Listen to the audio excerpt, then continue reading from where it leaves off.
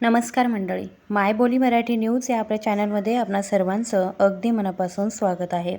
सकाळी उठल्याबरोबर तुमच्या पायांमध्ये किंवा मग टाचांमध्ये वेदना होतात का? थोडं अंतर चालल्यावर तुम्हाला दम लागतो का? आणि तुमचे पाय जड होऊन साथ देणं सोडतात का? जर याचं उत्तर हो असेल तर थांबा. हे केवळ वाढत्या वयाचं लक्षण नाही, तर हे तुमच्या शरीरातील काही महत्त्वाच्या पोषक तत्वांच्या कमतरतेचे संकेत आहे. पण यात घाबरण्यासारखं काहीही नाही, कारण याचं समाधान कोणत्याही महागड्या औषधात किंवा सप्लिमेंट्समध्ये नाही, तर आपल्याच स्वयंपाकघरामध्ये दडलेलं आहे.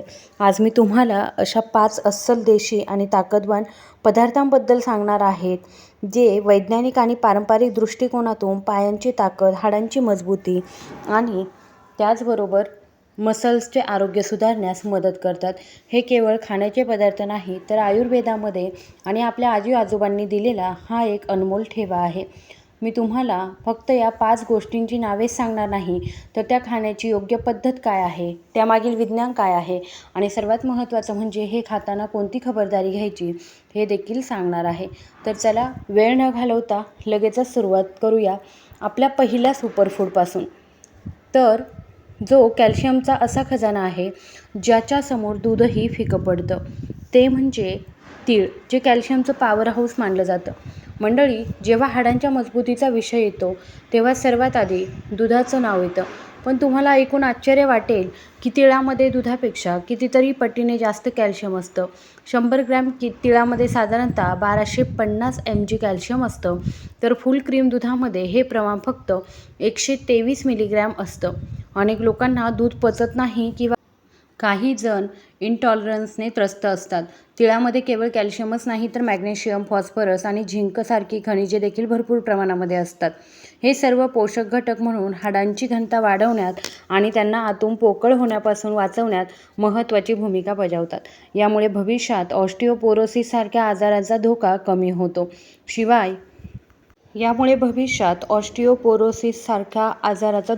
होतो. शिवाय तीळ प्रोटीन आणि आवश्यक फॅटी ॲसिडचाही एक चांगला स्रोत आहे, जे स्नायूंमध्ये ताकद टिकून ठेवण्यासाठी खूप गरजेचं आहे. हे स्नायूंच्या पेशींना पोषण देऊन कमजोरी आणि पायांमधील गोळे येणं म्हणजेच क्रम्स दूर करण्याचं काम करतं. तिळाचं सेवन करण्याचा सर्वात सोपा मार्ग म्हणजे रोज 1 चमचा भाजलेले पांढरे किंवा काळे तीळ व्यवस्थित चावून खाणं.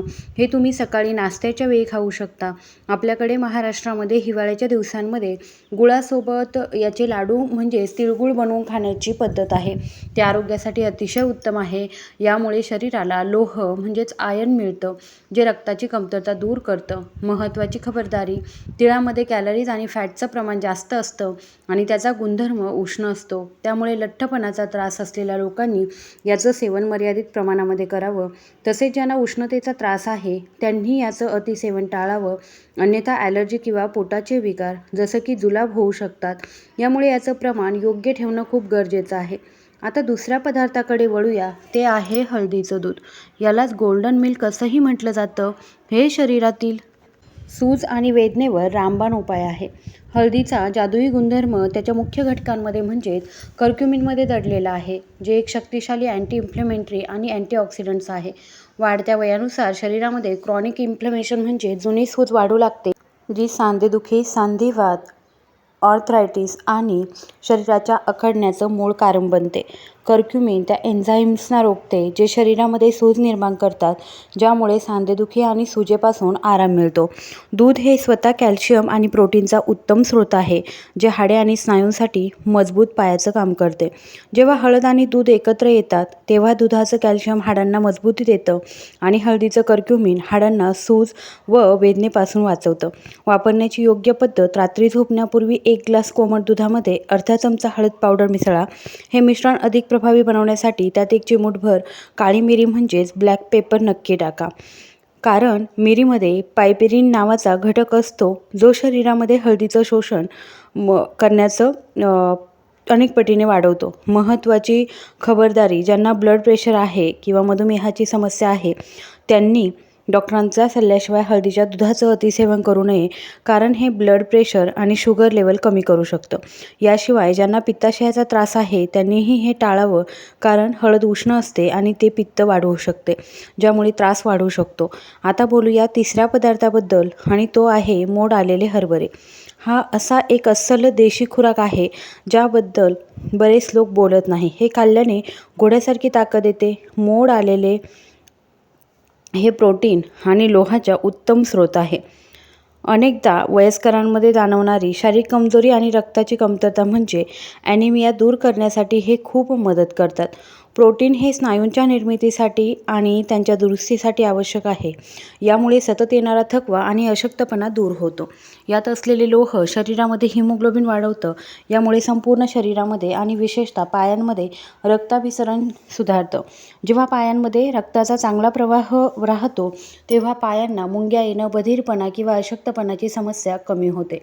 याशिवाय मोड आलेल्या हरभऱ्यांमध्ये भरपूर प्रमाणामध्ये फायबर असतं, जे आपली पचनसंस्था तंदुरुस्त ठेवण्याचं काम करतं.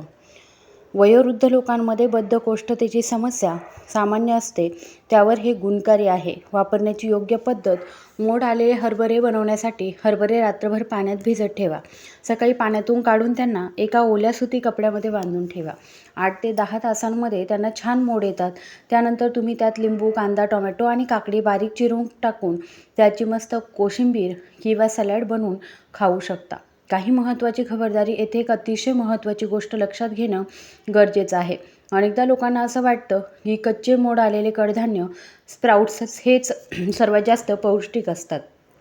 पण ज्यांची पचनशक्ती कमजोर आहे अशा लोकांकरता कच्चे मोड आलेले धान्य धोक्याचं ठरू शकतं, कारण कच्च्या कडधान्यांमध्ये साल्मोनेलासारखे हानिकारक बॅक्टेरिया असू शकतात, ज्यामुळे पोटदुखी, उलट्या किंवा मग पॉयझनिंगचा त्रास होण्याची शक्यता असते. म्हणूनच वडीलधाऱ्या मंडळींनी नेहमी मोड आलेले कडधान्य थोडेसे वाफवून किंवा शिजवून घ्यावे. यामुळे ते पचायला सोपे जातात, सुरक्षितही राहतात. आणि आता वळूयात आपण चौथ्या पदार्थाकडे. पण जर तुम्हाला इथपर्यंतची माहिती फायदेशीर वाटली असेल तर या व्हिडिओला लाईक नक्की करा आणि आपल्या मित्रमैत्रिणींसोबत शेअर करायला विसरू नका. चौथा पदार्थ आहे बदाम. बदाम हे हाडे आणि मेंदूसाठी सुपरफूड मानलं जातं. हे केवळ स्मरणशक्तीसाठीच नाही तर पायांच्या ताकदीसाठीही अत्यंत महत्त्वाचं आहे. बदामामध्ये कॅल्शियम, प्रोटीन, मॅग्नेशियम आणि हेल्दी फॅट्स असतात. यात असलेले कॅल्शियम आणि मॅग्नेशियम हाडांना मजबूत बनवतात आणि स्नायूंच्या हालचालीमध्ये म्हणजेच मसल कॉन्ट्रॅक्शनमध्ये मदत करतात. यामुळे पायात गोळे येण्याची समस्या कमी होते. प्रोटीन आणि हेल्दी फॅट्स शरीराला दीर्घकाळ ऊर्जा देतात, ज्यामुळे दिवसभर थकवा आणि कमजोरी जाणवत नाही. वापरण्याची योग्य पद्धत: रोज रात्री 5 ते 6 बदाम पाण्यामध्ये भिजत घाला आणि सकाळी त्याची साल काढून मगच ते खा. बदामाची साल काढून खाणेच योग्य आहे, कारण सालीमध्ये टॅनिन नावाचा घटक असतो, जो पोषक तत्वांचं शोषण होण्यापासून रोखतो. त्यामुळे साल काढूनच खावे.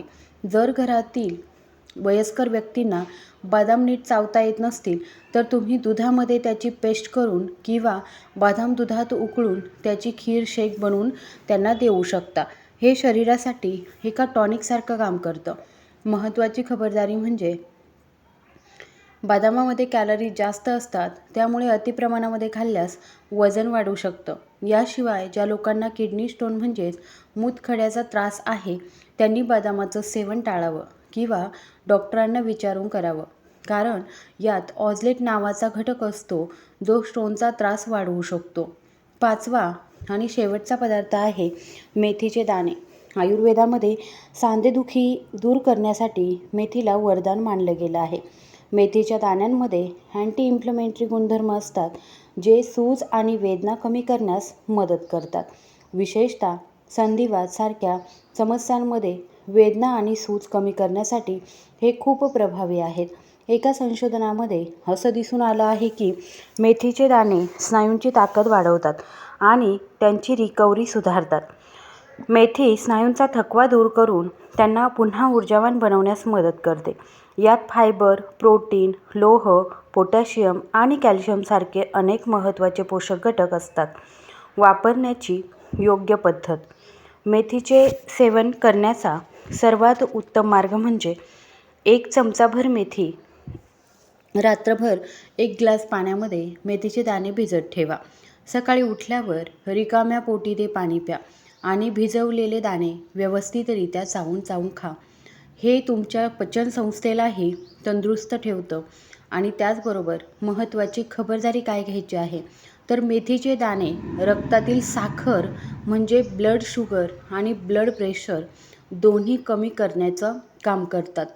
त्यामुळे जे लोक मधुमेह किंवा BPसाठी औषधे घेत आहेत, त्यांनी हे सुरू करण्यापूर्वी एकदा तरी डॉक्टरांचा सल्ला नक्की घेतला पाहिजे. तसेच गर्भवती महिलांनी मेथीचं सेवन टाळावं, कारण मेथीची प्रवृत्ती ही तासीर उष्ण असते, जे त्यांच्यासाठी हानिकारक ठरू शकतं. मंडळी, खरी आणि कायमस्वरूपी ताकद तेव्हाच मिळते जेव्हा योग्य पोषण आणि शारीरिक हालचाल यांचा मेळ बसतो. हे दोन्ही मिळून एकमेकांचा प्रभाव अनेक पटीने वाढवत असतात. म्हणूनच या 5 पदार्थांसोबतच तुमच्या जेवणामध्ये अजून काही गोष्टींकडे लक्ष देणं गरजेचं आहे. तुम्ही तुमच्या आहारामध्ये केळी आणि मनुके यांचा समावेश करू शकता. केळ्यामध्ये पोटॅशियम आणि मॅग्नेशियम असतं, जे स्नायूंच्या आखडण्यापासून आराम देतं. मनुक्यांमध्ये लोह असतं, जी कमजोरी दूर करतं. या दोघांचं कॉम्बिनेशन स्नायूंना पोषण देतं. तसंच बीट खाणं ही खूप फायदेशीर आहे. बीटमध्ये नायट्रेट्स असतात, जे शरीरामध्ये रक्ताचा प्रवाह वाढवतात. जेव्हा पायांमध्ये रक्ताभिसरण चांगलं होतं, तेव्हा पायांना मुंग्या येणं आणि कमजोरी कमी होत असते. आहारासोबतच तुम्हाला व्यायाम करणंही तितकंच गरजेचं आहे. रोज फक्त 15 ते 20 मिनिटे का होईना, पण पायी चालण्याची सवय ठेवा. चालणं हा पायांचा स्नायू आणि सांध्यांसाठी सर्वोत्तम व्यायाम आहे. यामुळे रक्ताभिसरण सुधारतं आणि हाडे मजबूत होण्यास मदत होते. दिवसभराची सुरुवात हलक्या स्ट्रेचिंगने किंवा प्राणायामाने करा. तर मंडळी, ही होती आजची माहिती. मला आशा आहे की तुम्हाला हा व्हिडिओ आवडला असेल. व्हिडिओ आवडला असेल तर कृपया व्हिडिओला लाईक, शेअर आणि सबस्क्राईब करायला विसरू नका. धन्यवाद.